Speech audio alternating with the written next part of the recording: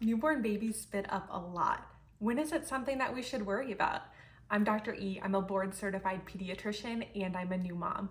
I make informative and fun videos about pediatrics and just my life in general as a physician. So if that's interesting to you, I would love if you would subscribe to the channel. You can also find me on TikTok and Instagram. My username is the primary pediatrician on all of those platforms. So let's talk about infant reflux.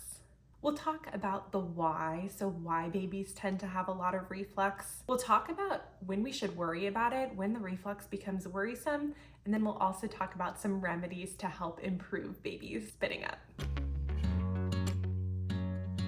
So to learn about the why for why babies have reflux, we'll have to kind of talk a little bit about the anatomy of the stomach. So in all humans, we have a stomach, and then at the top of our stomach, we have the lower esophageal sphincter. And basically that muscle keeps all of the contents of the stomach inside the stomach.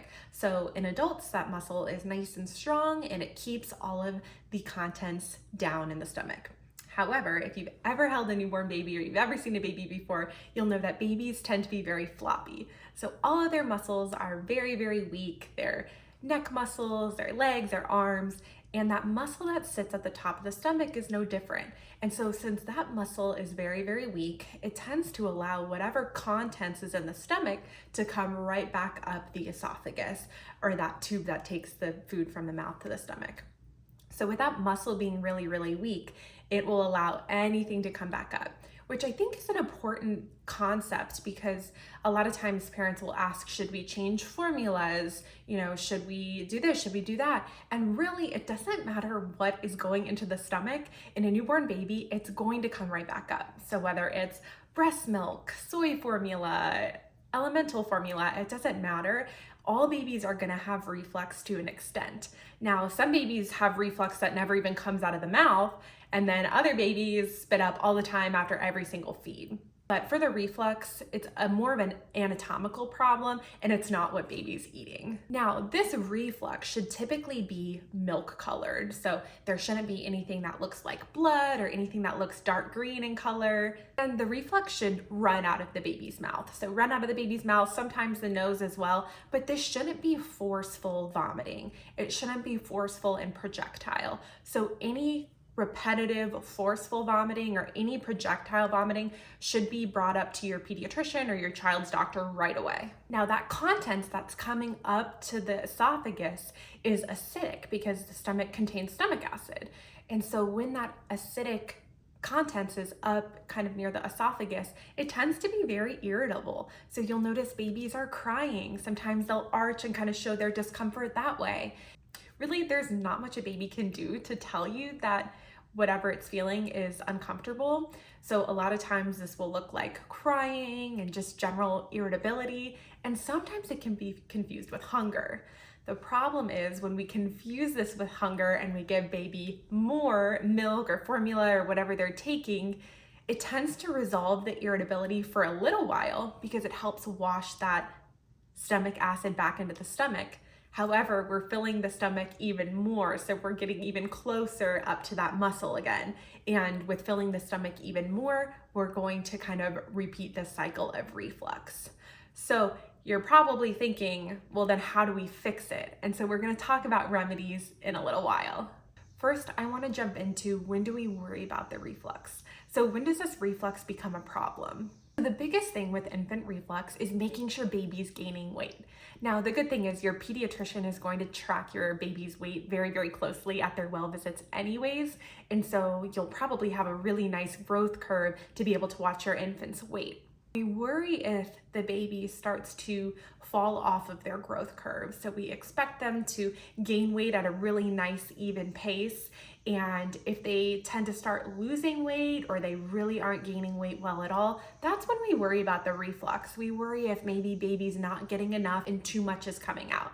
However, if baby has a really strong growth curve, then it doesn't really matter how much is coming out of the mouth. Baby's getting enough nutrients and calories from whatever that they're absorbing, and so it's not something that we worry about. We actually call these babies happy spitters because there's nothing we need to do. So we'll talk about things we can do at home to make the reflux better. Other things we worry about when it comes to reflux is continuing to make sure baby has really good wet and dirty diapers, and we want to make sure there's nothing that looks like blood in the baby's poop. All right, so now let's talk about what we can do to improve the reflux. So the thing I think it's always important to start with is different modifications to the feeds that we can do. Now, there are some medications, and that kind of opens up a whole different set of issues that I don't want to get into in this video. I mainly want to talk about some of the things we can do at home to improve the reflux. If you have questions about medications that we could use or anything like that, definitely ask your pediatrician or your child's doctor. So let's talk about at home. What can we do when we're feeding this baby to improve the amount of spit up that's happening? Biggest thing is keeping baby upright 30 minutes after feeds. So what I recommend parents do is when you wake baby up, change the diaper and get baby all comfortable, and then feed baby.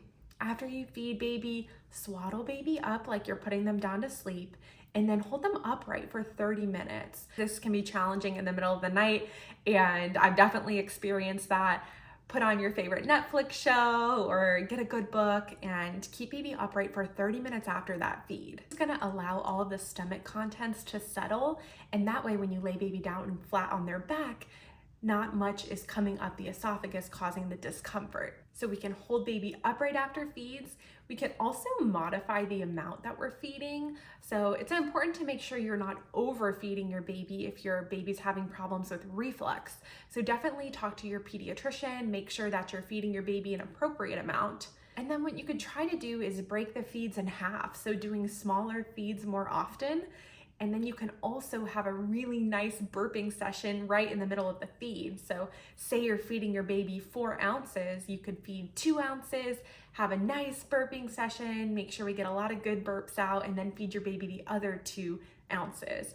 That will help to break up the amount that's going into the stomach at the same time and help to kind of settle all of those bubbles and make baby feel a little bit more comfortable. If you're breastfeeding, you can do a similar concept. Feed on one breast, burp baby, feed on the other breast, burp baby, and then hold upright for 30 minutes after that feed. Talked about some modifications we can do at home. However, the most important thing with infant reflux is giving the baby time. So as with time, baby's muscles will get bigger and stronger, their neck muscles get bigger, arms and legs, so does that muscle at the top of the stomach. Usually by 4 to 6 months, we see a huge improvement in reflux, and then usually by 1 year old, all of the reflux is resolved. Now, I know that still sounds like a long time of dealing with reflux, and so hopefully some of these lifestyle modifications can kind of help in the meantime. Now, I'll end the video with a couple reminders. So the American Academy of Pediatrics, or the AAP, does not recommend propping up the head of a bassinet or a crib.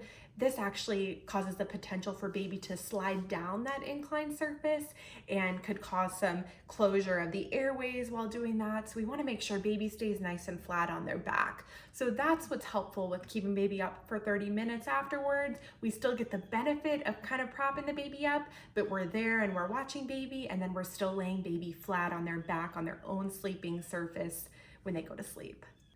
I also don't recommend adding anything to bottles unless you've been instructed to by your pediatrician. So sometimes people will talk about adding rice to bottles or cereal, and a lot of times that can cause constipation, especially in our tiny babies. So unless you're directed to thicken your baby's feeds, I wouldn't recommend doing that just for reflux purposes. All right, so that's my basic information on infant reflux. If you have additional questions, I'd love if you'd leave them in the comments below. Also, if you've ever had a baby with reflux, comment below and let us know some of the remedies that you found helpful at home. Also, if you have any other questions about reflux or recommendations for videos for me to do in the future, I would love if you'd leave a comment below. Thank you so much for watching this video. Don't forget to subscribe to the channel, and I'll see you in the next video. Bye!